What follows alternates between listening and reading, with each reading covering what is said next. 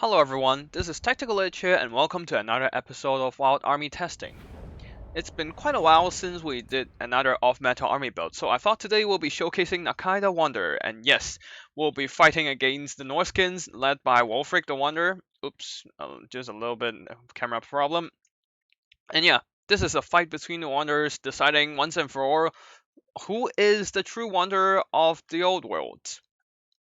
Now for army builds, on the Lizardman side we have a bunch of Saurus warriors and a couple chameleon skinks at the back, skink cohort surrounding Lord Croak, providing some meat shields for this important character. And for the middle we have a whole scaly wrecking ball of death. Star Chamber Guardians surrounding a bunch of single entities, Bastillodons, Saurus Garvet, and Nakai the Wanderer, coming in with every single one of his abilities and buffs and whatnot. Miasma of Despair, Primal Roar, and his Golden Tribute, providing perfect vigor to everything around him. So for Norskins, we have a line of Marauder Berserkers with a couple Marauder with great weapons in front, Norskin Eye Wolves and Ice Wolf Chariots on one flank, a couple Skin Wolves on the other with a Shaman Sorcerer of Death on a chariot.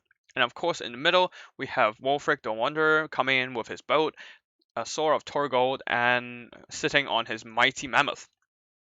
And at the back lines, we also have a couple of Javis.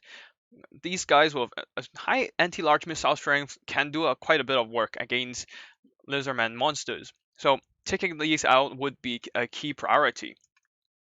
Anyways, that's it for the army builds. Let's get the battle started.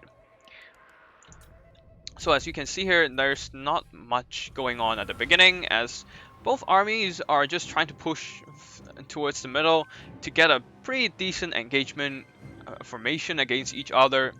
So let's get the fast forward going. As you can see here, since Norskin do have like that mobility advantage, so they went in for a little cheeky charge against the Saurus warriors, but with the Chameleon Skins responding with darts, they're taking some decent damage in return. As for the Lizardmen, they're trying to go over a flank overload, just circling around, hoping to get the Saurus warriors to wrap around this flank, but with the presence of Skin Wolves at the back line, they really should start forming into a box to protect the Chameleon Skins to shoot down any counter-skirmishing force, using that poison to fend them off. And in the middle here, Marauder Berserkers engaging against Star Chamber Guardians, doing some decent damage with the support of some Marauder Javis, but this is just too much DPS right now. Star Chamber Guardians just pushing through, Nakai smashing into infantry blobs, and Bastillodon's taking quite a bit of damage from the Javis, but still pretty healthy overall. Over here, Lord Croak being quite eager into the engagement, but with the Guardian abilities giving physical resistance for him, he should be able to tank it out, and especially soon to be dropping that Grand Shield of the Old Ones, Supreme Shield of the Old Ones, and providing that damage resistance to the blob. Even with Wolfric aiming for him, he's not taking that much damage. And of course, there's also Primal Roar giving another 22% physical resistance. He's just being a tanky beast right now. Over here, some Skin Wolves getting worked down by Saurus Warriors with shields. Their lack of armor means that they will take quite a bit of damage from the high weapon strength from the Saurus Warriors. And over here, Wolfric just took a massive beating with that kind of bluff fight. Star Chamber Guardians surrounded him for a bit, did some massive damage. The Skin Wolves and Ice Wolves tried to come in for support and actually bailed him out, allowed him to extract himself from the fight, but that leaves them in combat for too long and they're now routed. And yeah, basically one Marauder Berserker just got pushed away, a second is engaging right now. But it's not really looking too bright for the Norskin player in terms of infantry engagement. The Saurus Warriors are still very healthy. Nuke is coming in from Lord Croak, gonna blast these Marauder Berserkers, poor souls, into oblivion. As you can see here, they're only having so much health left, and now they're just basically gone. And over here, we have some Saurus Warriors just pushing off these Javis, preventing them from doing any more excess damage to the characters in the middle. Now, the Brutes of the Hound are engaging against the Saurus Warriors and Temple Gods, but now another Deliverance of Isak going down. Wolfric's boat came in and did some damage, but not quite a lot, since the formations are basically a bit of a mess here. Now the Death Shaman Sorcerer comes in, trying to get some damage done, but oh no, he's caught between Nakai and a Bastiladon for a bit. And now taking massive damage. The armor on his chariot isn't saving him at all. Although the Norscan did manage to break off some skink cohorts and Saurus warriors by pushing his giant mammoth tusk into their backs. Although the Shaman Sorcerer of Death is now routed, so no more spell casting for the moment here, while the Norscan player have his army pretty scattered. Over here, some Javis are chasing down the Saurus warriors, who is chasing down some other Javis, while the Ice Wolves are coming in to support. And yeah, going in for that full surround on these guys with the Marauder Hunter with Javis being the anchor. As the Ice Wolves charge into their backs, they should be able to rout these Saurus warriors quite soon. It's just that Wolfric and these Marauder with great weapons is basically the only anchor left for the Norscan player. And with only 35 speed, now even reduced because probably from some poison darts from the Bastiladon, they have no hope in escaping the charge of Nakai. So desperate as he is, Wolfric charged Nakai, popping Hunter of Champions down, but not doing too much damage. Yes, it took quite a bit of HP out of him, but with the incoming charge from the Bastiladons, Nakai's counter charge, now even the anti-large armor-piercing damage from the Temple Gods, he's taking massive damage in return, getting quite a beat down. Even Lord Croak is in the fray trying to get his share of mammoth meat, but you know, he's dead, so it's not like he's gonna eat anyways. And with that, Wolfric is routed, shattered on his last leg right here, and slain by the mighty Nakai and his company. And with the death of Wolfric, there's not much for the Lizardman to pull it back. A Spirit Leech went down on Lord Croak, but with his magic resistance, there's no point putting any damage like that on him. So yeah, not much can be done by the Norscan player right now, since all the damage dealer units are basically dead or heavily damaged, and he threw the towel. Nakai proves to be the one and only wonder of the old worlds. Before we look at the battle performances, I would like to thank you for watching my video, and I hope you enjoy it. If you do, please hit the like and subscribe button, as I will be regularly uploading Warhammer content for online multiplayer. If you have any new ideas, say wild builds, or just have some replays that you are really proud of, remember to go into my Discord and drop it over there. I'll be looking through the content over there and see if I can find anything to cast. And yeah, I do hope you enjoyed the video, and now let's go into the army performances. Now for the Lizardmen, we have a pretty mediocre frontline performances. This one did really well. I assume they broke off some Skin Wolves and also surrounded Wolfric in the end. And over here, Chameleon's getting feasted on by the Ice Wolves, not earning too much value whatsoever. And Skin Cohort, they're a pretty weak infantry, so not much to look at right now. And of course, we have the absolute anchor Star Chamber Guardians, getting a pretty decent value, surrounding Wolfric, beating back the Berserkers, actually beating back all 3 units of Berserkers with the help of Lord Croak. Definitely do some pretty important bodyguard duty here. Bastiladon got some pretty decent value pay for itself, but of course the healing is the most important part of the unit. Saurus Garvat not earning too much here, since there's not really that much engagement that needed him to shine here. As for Nakai, getting 2000 value, did some pretty good work, especially with his area debuffs and buffs. Debuffing the enemy and providing that physical resistance and attack stats buff really helped the Star Chamber Guardians and Saurus Warriors and whatnot to dish out the damage. For the Norscan player, the infantry throughout the line didn't really do too much here. Being forced to fight against something like Star Chamber Guardians, who are perfect figure for the whole time thanks to Nakai. They are not liking their life, especially not with Lord Croak bombing them out into oblivion. Wolfric the Wanderer didn't really do too much damage here since he got heavily focused down on it at the beginning, and although he did break some Saurus warriors off, he was forced into an engagement alone and surrounded by Star Chamber Guardians. His thick hide is not able to save him. As for Marauder Hunters with Javelins, they got pushed off by Saurus early and yeah, didn't manage to do too much damage. And the mobility of the Northscan player didn't manage to secure any juicy kills either, as they were beaten back by Saurus warriors, Star Chamber Guardians, Nakai, and yeah, not doing too much here. Though the Ice Wolves feasted upon these poor skinks, so earning pretty decent value. And yeah, that's basically it for the battle performances. Now let's go into a little bit of in-depth analysis of this build. Now let's have a look at the army build. For this army build, you want the Nakai the Wanderer fully kitted out, with Miasma of Despair debuffing the enemies around him, and most importantly, Primal Roar, giving that 40 melee attack and 22% physical resistance. Yes, it does rampage your troops, but that 40 melee attack buff, given that Lizardman units normally don't have the best attack and defense stats, is really huge to allow them to land consistent hits on enemy units. Like, say here, over here, Star Chamber Guardians, 39 attack. That's not that high compared to something like, say, Griffites and their Halberd Cavalry. So, Lizardman really depends on that kind of melee attack and defense stats buff to see if they can really do the damage. Weapon strength wise, they do enough. It's all about that melee attack and defense stats.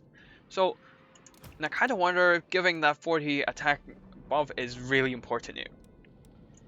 And of course there's also the Golden Tribute, allow all the troops around Nakai himself to fight in perfect condition as the battle goes by. For the caster, you want Lord Croak, not because he's great at throwing nukes at enemies, but because he has the Supreme Shield of the Old Ones. With that 44% damage resistance, and stacked on top of Nakai's 22% physical resistance, you suddenly have a 66%, basically 2/3 of damage reduced and tanked out by all the abilities. And with that in mind, remember, there's also Star Chamber Guardians providing that Guardian physical resistance for your characters, and now suddenly your characters are super tanky, with 81 physical resistance against attacks. And with the initial missile resistance on these guys, they're basically taking, what, 10% missile damage? As long as these buffs are active, your characters will be super tanky and will, in turn, everything in the blob will be able to dish out maximum damage against whatever comes your way.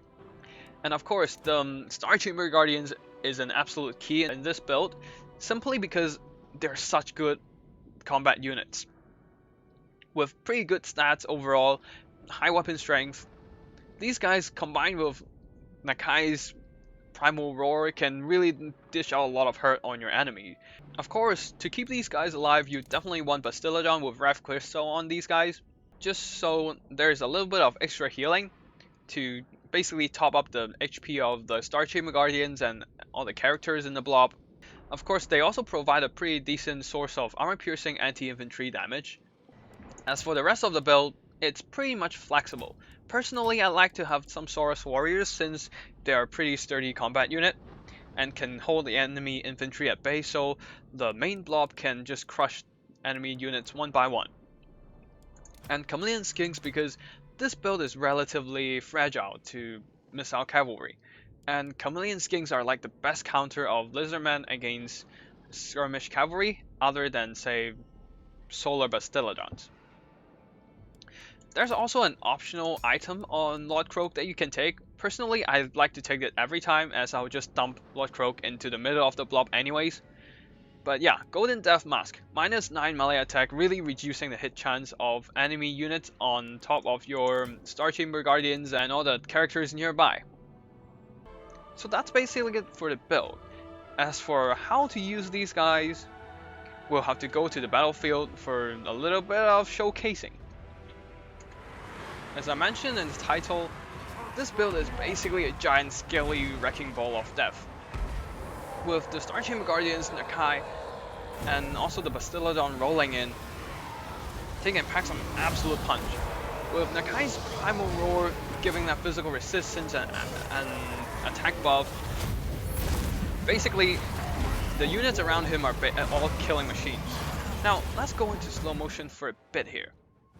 With Supreme Shield of the Old Ones and Primal Roar active, the Star Chamber Guardians are taking minimal damage from the Black Orcs, despite them having such a high weapon strength, and they also got the charge.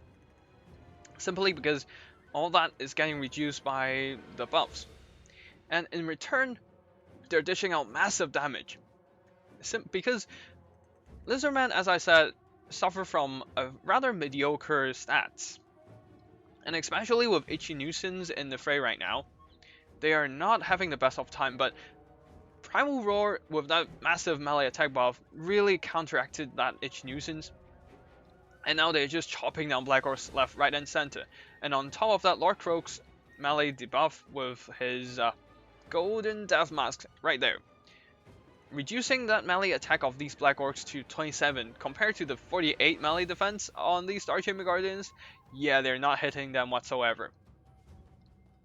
And in return now, the Black Orcs, even with the support of the Great Goblin Shaman on the Lava Spider, they're just getting pummeled to death by the combination of Bastiladon, Nakai, and a bunch of Star Chamber Guardians, and to just add insult to injury, really finishing and bunker busting this position away, Lord Croak drop a Deliverance of Itza and just really giving them hell. Basically, this build can allow them to tank out that ridiculous amount of damage, despite getting charged or getting shot by something, say like Doom Diver catapults. And you don't really need any weapon strength buff anyways, since, yeah, Lizardmen usually hit like truck, and with that attack buff, they're not only hitting like trucks, but more like a fleet of trucks just rolling over their target one after the other. And if somehow the enemy infantry is still standing, basically one Deliverance of Isa can really equalize things here. As you can see here, Saurus Warriors with shields getting shot down by a bunch of arrows, but yeah, one explosion and things are basically the tide are turned. The high leadership of Saurus Warriors are holding them together, and the Orc Biggins are getting routed. And of course, the risk of running this build is that your units might be within the range of Rampage, and suddenly you can't control them. And as a result, you can't use the shields on Lord Croak explosions, or you can't heal with Bastiladon. But there's actually a pretty good way to circumvent this limitation. Now you see, every character from the Lizardmen has this skill called Cold-Blooded, stopping Rampage and providing leadership buff, but leadership buff is irrelevant here. It's all about that counter Rampage mechanic. So basically, if you pop a Cold-Blooded on whatever unit you want to control, you pop it on them first. Say you pop it on Lord Croak, who sadly died to Missile Fire here, but still. You pop it on Lord Croak, and then you activate Primal Roar. And despite Lord Croak getting that physical resistance and attack buff from Nakai, he is still controllable since he's under the effect of Cold-Blooded. And as a result, you can start bombing your enemies with Deliverance of Itza, or just pulling him out of combat if things are not going too well in your favor. Overall, this build is pretty strong against all kinds of melee grind, as the focusing of all your elite units, Star Chamber Guardians, Nakai, Bastiladon, allows a lot of armor-piercing punching power to really nuke your enemies' infantry and whatnot. As long as they're going into melee in this blob, they're gonna die. Whatever they are, cavalry, monsters, infantry, nothing can really fight through this blob and win out victoriously from the front. So basically a very focused armored punch. You concentrate all your strength into one single spot and punch through. And then after that, the front line crumbles, and then you start moving on to other targets, say the back line, other infantry units. just forcing your way through all the enemy resistance and break them one by one. And while the whole time you have the Saurus warriors who trade pretty decently against any infantry, worst come to worst, they can hold against the infantry and allow Lord Croak to nuke them to the Kingdom Come with his Deliverance of Itza. And for example over here, that's a lot of Chaos Warriors, but once Lord Croak got his Deliverance cooldown, or I remember using it, they should not be a problem. Like right here, just one Deliverance of Itza going down, they're half health, and now they're gonna get exploded, while their leadership is also get lowered by Nakai, and now they're routing and should be running for the hill. And now the whole blob can start moving on to other melee grinds.